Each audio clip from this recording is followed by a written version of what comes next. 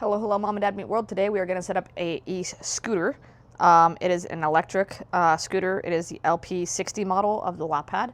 We actually got it on AliExpress, shipped from the US. We were very hesitant to order from AliExpress, one, because they spam you quite a bit, and two, because, you know, I've had friends who've gotten, like, you know, toy car versions of the thing that they ordered. But we figured it was cheap. It was $100. It was my risk. And so let me show you what we brought you. I can tell you that the scooter itself is pretty easy to assemble. I can say that because we bought two, one for each of us. I trial run the first build so that you guys didn't have to see me fumble. Cut the box. This has not been opened. And I will tell you that it is a one-person assembly. You can either set it down or stand it up. It's not that heavy. It's 26 pounds. So, show you what that looks like. There's a kickstand on this. I'm going to be a little bit more careful with the kickstand. I pinched my finger last time. I literally still have the blood blister because I wasn't paying attention to where I put my thumb. I'm going to pull the kickstand down just so that I have it. But this whole thing comes with one small bag. In that small bag is one power supply that is exceptionally light. I'll show you where that plugs in at to charge when we're done. And then it comes with one user guide in several languages, which is very helpful. One T-handle and 5 screws. It says 6 in the manual, but then it also tells you you only need 4, so it comes with a spare because it tells you to periodically tighten the screws that I'm going to install because they may vibrate loose over time.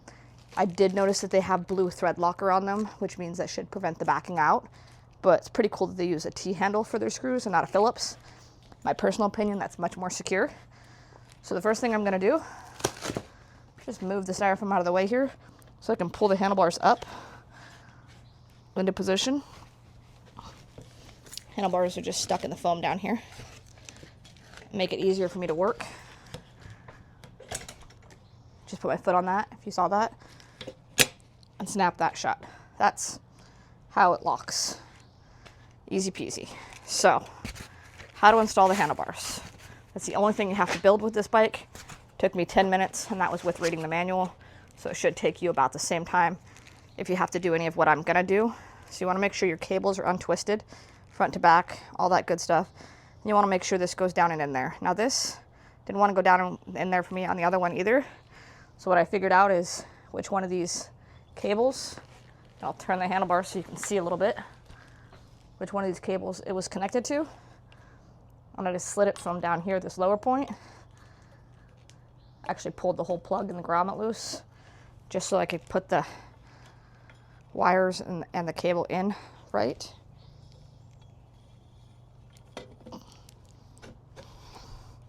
Because these 4 pieces right here, 1, 2, 3, 4 on the back, are the only thing you have to do to build this bike. So I'm gonna grab these out, put them in. No particular order, really it's up to you. Whether you want them to go from the back or the front first, or whether you go one or two. I'd put all 4 of mine in place before I cinch anything down. So the reason I don't tighten them all down is just so that I don't have to loosen them all up when one inevitably isn't perfectly lined up, because that's usually what happens when you're building a shelf or screwing things in.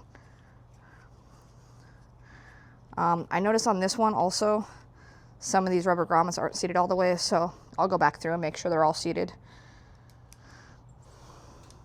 But there's just these 4 screws right here to hold the handlebars, the power piece, to this whole pole.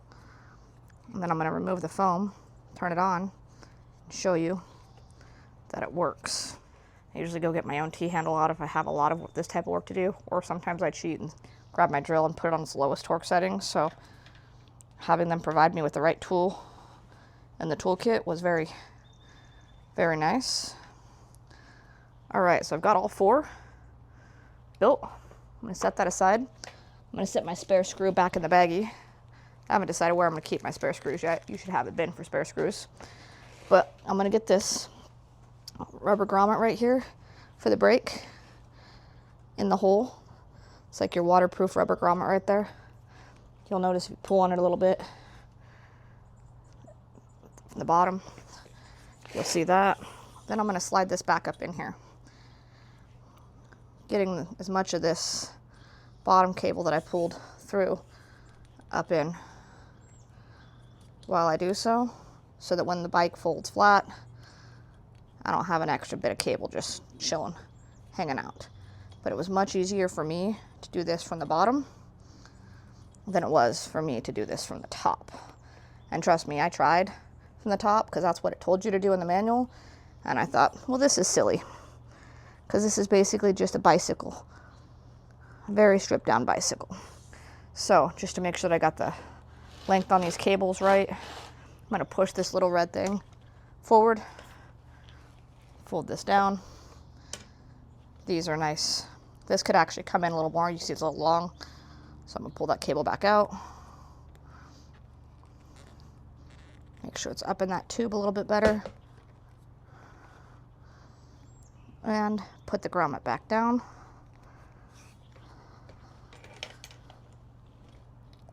Make sure the grommet sits all the way around, which is nice and easy. The cables feel good. Lock that in, snap that shut. I'm going to take this, lift it up, slide the wheel out because it's already assembled. No assembly necessary in the front. Slide the rear, same thing. No assembly necessary. Now the scooter is fully built. So a couple things to know. Your power button's right here on top. You have a headlight right here with some little plastic on it. You have a tail light on the fender. Yes, that's not an actual light, not just a reflector, with some little plastic on it. To turn your scooter on, press and hold the power for about 2 seconds. It comes on. So if you wanted to turn on your light, you click it again. You'll see the tail light light up in the back. Headlight light up in the front. And it's on. If I wanted to turn it off, kind of press and hold it for about 2 seconds, 3 seconds, turns right off. Headlight. Headlight off. Double tap. Eco. Drive. Sport. Press and hold. Power. Now I can tell you, what I didn't notice the first time is when you push this button and unlock it, you hold it down, I kept trying to figure out, what is this clip for? Do I need it? Should I remove it? Seems extra. And then I put the thing in my trunk of my car and realized that the clip snaps into the little notch on the fender so that when you lift this and turn it, the handlebars lock and you're not fighting them coming all around. So all in all, 26 pounds for the Ladped scooter. Spent $100 on it. Feel really good about that $100. Taking it out on a couple trail rides. I can tell you, economy, drive, and sport mode, I weigh somewhere in the 140 to 160 range, given my health, what month this was shot. And I prefer it in the drive and sport mode as a fully grown adult.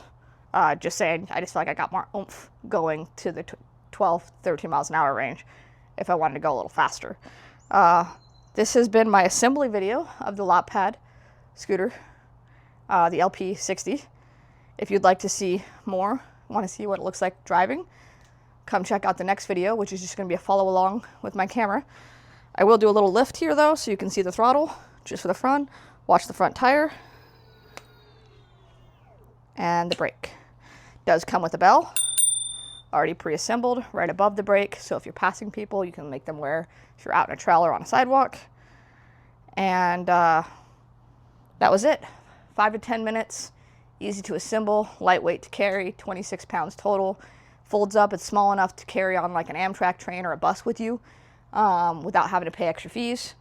And should be good for getting around the city or going to the park. Hopefully you like this video. You know what to do.